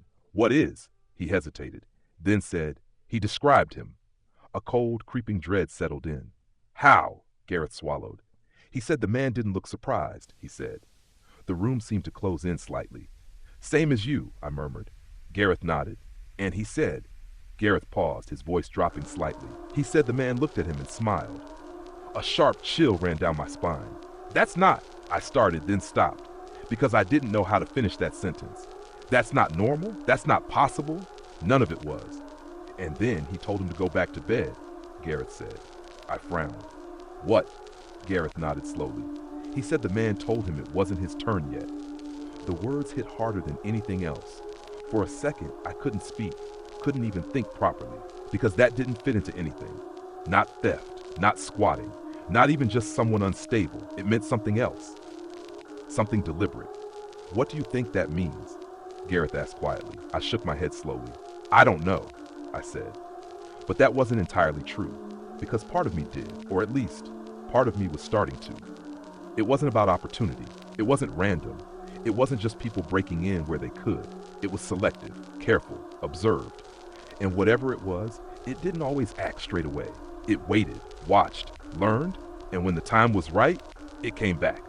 I stood up without really thinking, moving towards the window, not to look out, just to move, just to create some distance between me and the thought forming in my head. The street outside was quiet, normal. A couple of people walking past, a car moving slowly down the road. Nothing out of place, nothing wrong. But I didn't trust that anymore. Not completely. Did he say anything else? I asked, still facing the glass. Gareth hesitated. Then, yes, I turned back. What? Gareth looked at me. His expression had shifted again, not just unsettled now, not just afraid, something else, something heavier. He said, Gareth swallowed, the man told him he'd been there before. My breath caught. Before? I repeated. Gareth nodded. In other houses, he said. A long silence followed, because that was it. That was the point where everything stopped being separate. The cottage, Neil's house, this. Not isolated, not coincidence, a pattern. Something moving, something repeating, something that didn't belong to one place or one person. And suddenly, the locks on the doors didn't feel like protection anymore. They felt like part of the illusion. Because whatever this was, it didn't always need to break in. Sometimes it was already inside long before anyone realized. We didn't say it straight away, neither of us, but it was there, sitting between us, too clear now to ignore. It's not just him, is it? Gareth said finally. His voice was quiet, not panicked, not even surprised. Just I shook my head slowly. No, because it couldn't be, not anymore, not after everything we'd both heard, everything we'd both seen. One person doesn't move like that, doesn't appear in different places at different times with different faces and the same behavior, the same patience, the same calm, the same way of knowing things they shouldn't. Gareth leaned back in his chair again, his expression tightening. So what is it then? He asked. I didn't answer straight away, because I didn't have something clean to give him, something that would make it make sense. Instead, I said, I think we're asking the wrong question. He frowned slightly. What do you mean? We keep thinking it's about who they are, I said slowly. But I don't think it is. Gareth watched me carefully now. Then what is it about? He asked. I hesitated, then said, what they do. Silence settled again, but this time it wasn't empty. It was focused, like we were both starting to look at the same thing from the same angle. They watch, I continued. They learn the house, the routines, who's there, who isn't. Gareth nodded faintly. That fits, he said. They don't rush, I added. They don't force things unless they have to. They wait until they understand enough. Until it's easy, Gareth said. I shook my head. No, I replied. Until it's right. That word hung there, uncomfortable, because it implied something else, something worse. This isn't just about getting in, Gareth said slowly, as if testing the thought out loud. No, I agreed, or taking things. No. Then what? I didn't answer, because I wasn't sure I wanted to say it. Not yet. Not properly. Instead, I moved away from the window and sat back down, my mind still turning over everything we'd pieced together. There was something else, I said. Gareth looked up. What? The note, I replied. His expression shifted slightly. What note? I hesitated for a second, then explained. The piece of paper, hidden, the message. You shouldn't stay here on your own. Gareth listened without interrupting, his expression growing tighter the more I spoke. That doesn't sound like a threat, he said when I finished. No, I agreed. It sounds like... He stopped. Like what? I asked. He exhaled slowly, like a warning. The words settled heavily between us, because that was exactly what I thought at the time, but I hadn't known what to do with it, or who it was meant for, or why. If it's a warning, Gareth continued, then why come back at all? I shook my head. I don't know, I said. Unless... I stopped.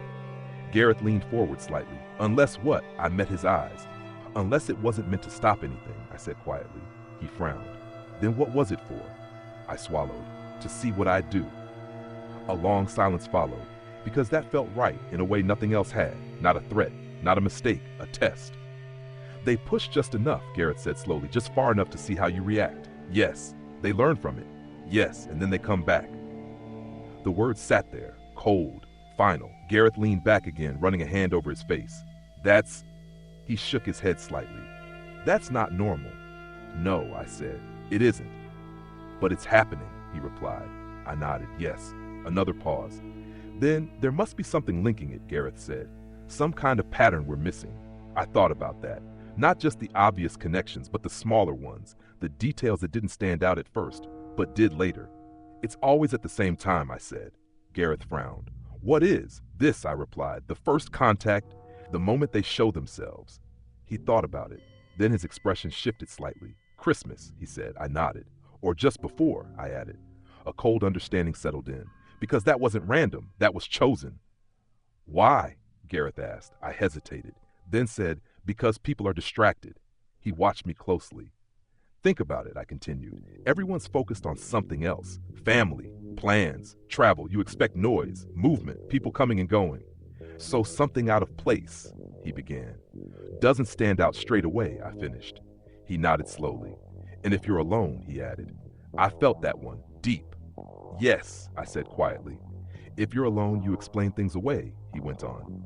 You don't want to admit something's wrong. Exactly. We sat with that for a moment, because it made too much sense. Too much. And the second time? Gareth asked suddenly. I frowned. What do you mean? You said they come back, he said. So why not finish it the first time? I hesitated, because that was the part I still didn't fully understand.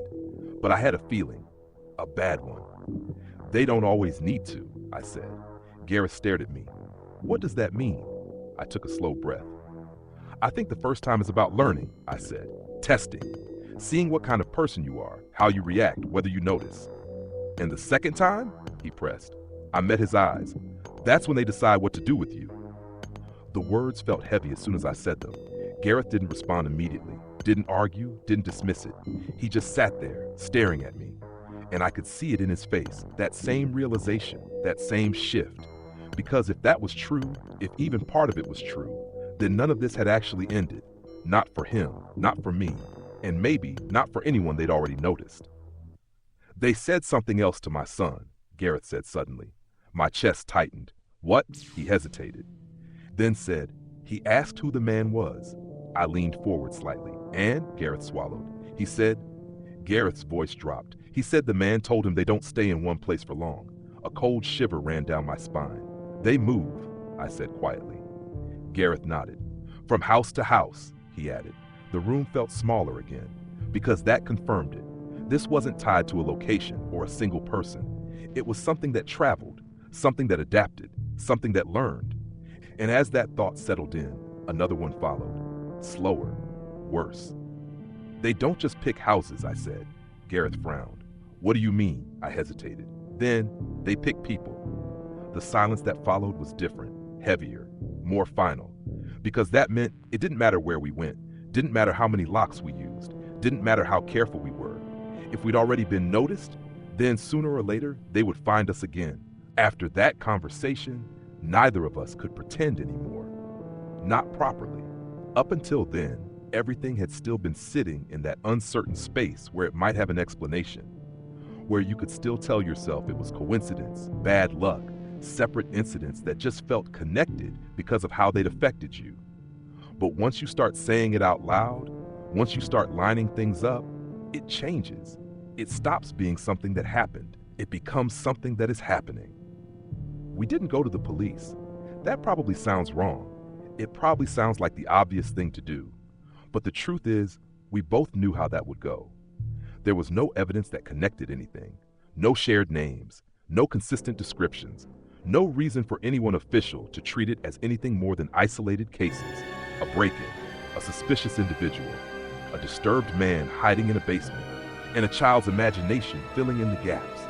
We've both already seen how easily it gets explained away, how quickly it gets filed into something manageable, something that doesn't require anyone to look too closely. So instead, we started looking ourselves. It wasn't organized at first, just small things, talking, comparing details, trying to remember anything that might have seemed unimportant at the time. But the more we did that, the more something started to form. Not clearly, not cleanly, but enough. You said they spoke to each other, Gareth said one evening, sitting across from me again, his phone in his hand. At the cottage, I replied. Yes. Same here, he said. Sort of. Not directly, but I heard movement, more than one person at times. I nodded slowly. That fits. He scrolled slightly on his phone. I've been looking, he added. I frowned. Looking where? Local reports, he said. Old articles, forums, anything that mentions break-ins that don't quite add up. A familiar unease crept in. And? He hesitated, then turned the screen slightly towards me. Look at this. I leaned forward. It was an article. Nothing major, not front-page news. Just a small piece from a few years ago. A family in Cumbria reported hearing someone moving around their house at night. No forced entry, nothing taken. But one detail stood out. They said their daughter spoke to someone, Gareth said quietly. My chest tightened. What did they say? He swallowed. She said the man told her not to tell anyone he was there yet. The room felt colder. I stopped because I didn't have a word for it. Gareth scrolled again. There's more, he said. Another article. Different place, different time, same pattern, unexplained presence, subtle disturbances, children noticing things adults didn't. They don't always take anything, Gareth said. Sometimes they just stay. A chill ran down my spine. For how long? I asked. He shook his head. That's the problem, he said. No one knows. We kept going, digging, finding more fragments, nothing solid on its own. But together, they formed something. A pattern that wasn't obvious until you stopped looking at each case separately. Always subtle at first, always quiet, someone alone, or distracted, or not paying attention. Then, small things, food missing, objects moved, doors not quite how they were left. Followed by a moment, a sighting, a voice, a child saying something that didn't quite make sense. And then, they either left or stayed long enough to be found. But even then, it didn't feel finished. They don't get caught properly, I said one night, the thought settling in as I spoke it. Gareth looked up.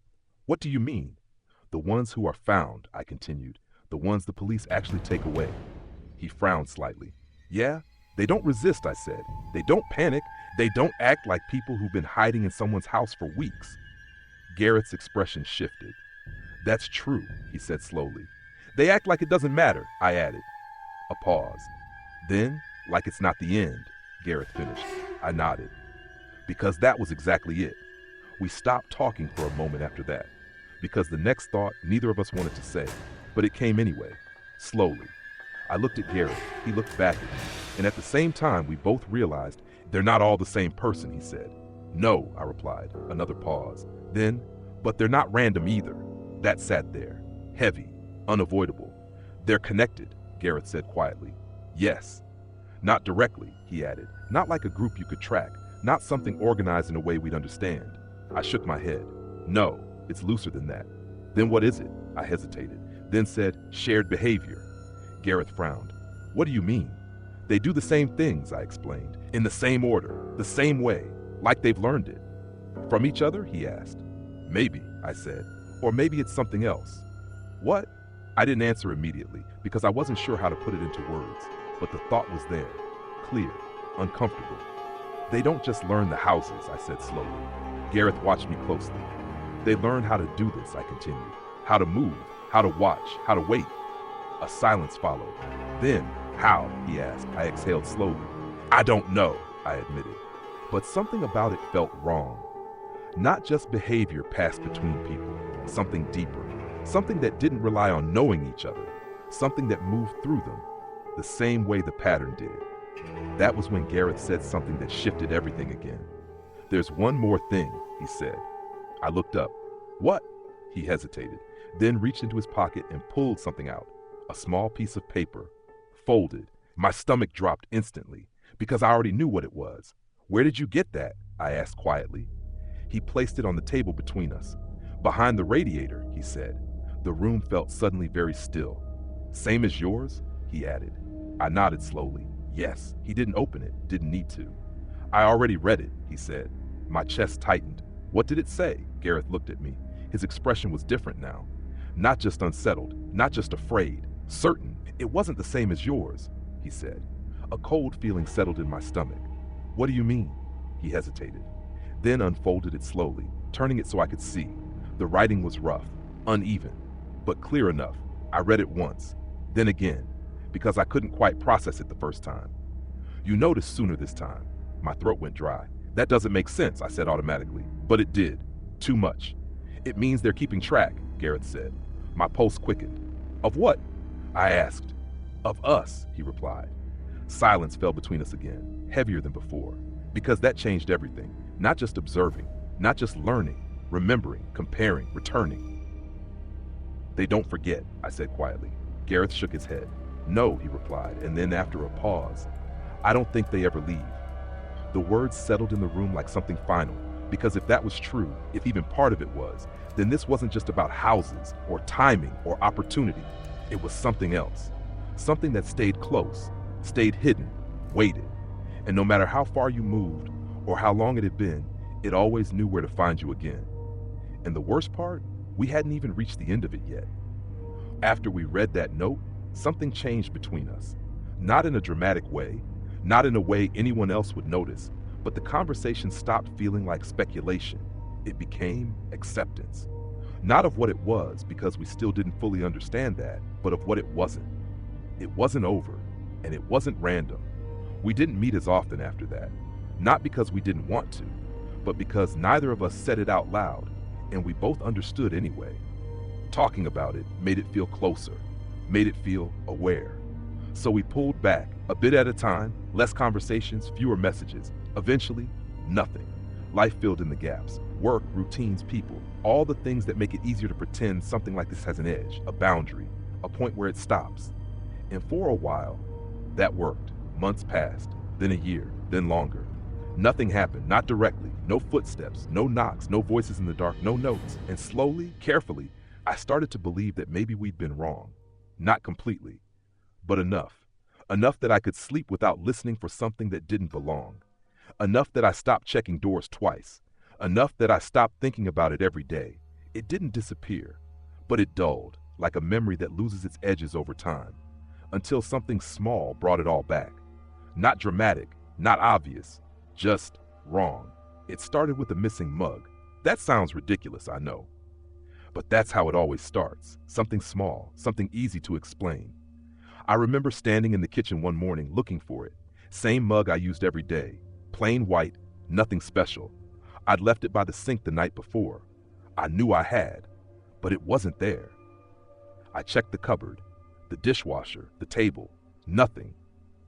I stood there for a moment frowning, trying to remember if I'd moved it without thinking. You probably did, I told myself.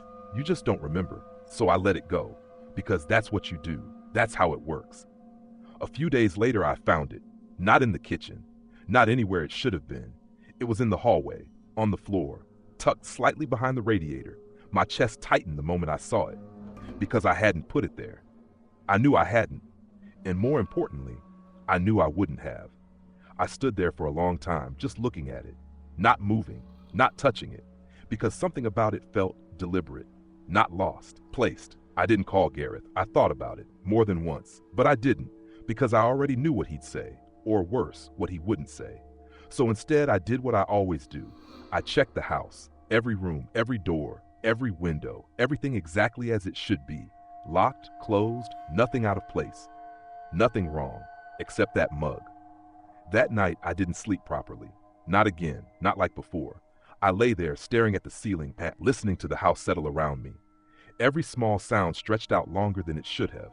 Every creak meant something. Every shift carried weight. And sometime in the early hours, I heard it. A sound. Soft. Measured. Familiar. A footstep. Not outside. Inside. My entire body went rigid. I didn't move, didn't breathe, just listened.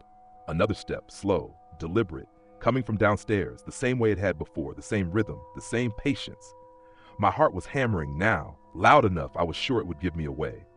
I reached slowly for my phone, my hand trembling slightly, my eyes fixed on the bedroom door. Another step, closer now, not rushing, not hiding, just moving, like it knew exactly where it was going. I wanted to call someone, the police, anyone, but I couldn't. Not yet, because something in me needed to know, needed to see, needed to understand if this was real or if I was finally losing my grip on it. So I got up, slowly, quietly, exactly the same way I had that first night in the cottage. I didn't turn the light on. I didn't make a sound. I moved to the door and opened it just enough to look out onto the landing. Dark. Still. Nothing there. But I could feel it, that same presence, that same weight in the air, waiting. I stepped out, 1 foot at a time, listening. Every sense stretched thin. The stairs loomed ahead of me, and just as I reached them, a voice from below, familiar, too familiar. You took longer this time. My blood ran cold, because I recognized it, not the exact voice, but the way it was said, the tone, the patience, the certainty. My hand tightened on the banister. Who's there? I asked, my voice barely holding. A pause, then a soft, almost amused exhale. You already know. The words settled into place. Final, unavoidable. I didn't move, couldn't, because something inside me had already reached the answer, and I didn't want to say it out loud, didn't want to make it real. They said you were easier before, the voice continued. My chest tightened painfully. They said you didn't listen the first time. The air felt thinner, harder to breathe. I swallowed, forcing the words out. What do you want? Silence. For a moment I thought it wouldn't answer. Then, same as always. A pause. Then, to see what you'll do. The exact same feeling settled over me again. That cold, quiet understanding. It wasn't here to rush. It wasn't here to force anything. Not yet. It was here to watch, to measure, to learn, again. And that was when it hit me, fully, completely. This wasn't something you escaped. Not by moving, not by waiting, not by ignoring it, because it wasn't tied to a place. It wasn't tied to a time. It was tied to you, to how you reacted, to what you noticed, to whether you understood. And once it had seen you, once it had learned you, it didn't let go. It just waited for the next time. I stood there at the top of the stairs, my entire body locked in place, my mind racing, trying to find something, anything, that could break the pattern. But deep down, I already knew there wasn't one. Because the worst part of all of this wasn't the knocking or the footsteps or even the fact that something could be inside your home without you knowing. It was this, that moment when you realize something is wrong and understand that it's been wrong for longer than you think, long before the first sound, long before the first sighting, long before you ever had the chance to stop it. And somewhere in the dark below, something shifted, not moving closer, not yet, just waiting. And as I stood there, unable to move, unable to look away, one final thought settled in. Cold, heavy, unavoidable. Next time, it won't just watch. If this story stirred something within you, be it a flicker of unease, curiosity, or deep reflection, please leave a comment and share your thoughts. What do you think is truly going on? Have you ever experienced a sense of uncanny familiarity like that before? If you have similar stories of your own, don't hesitate to share them. Who knows? Maybe we are all touching upon the same hidden frequency. And if you want to keep exploring these dramatic, mysterious, and multi-layered tales, please hit the like button to support the channel and subscribe so you don't miss any upcoming chapters. Wishing you a truly peaceful night where everything is still in the gentlest way, and may there always be a spark of warm light somewhere waiting for you to find it.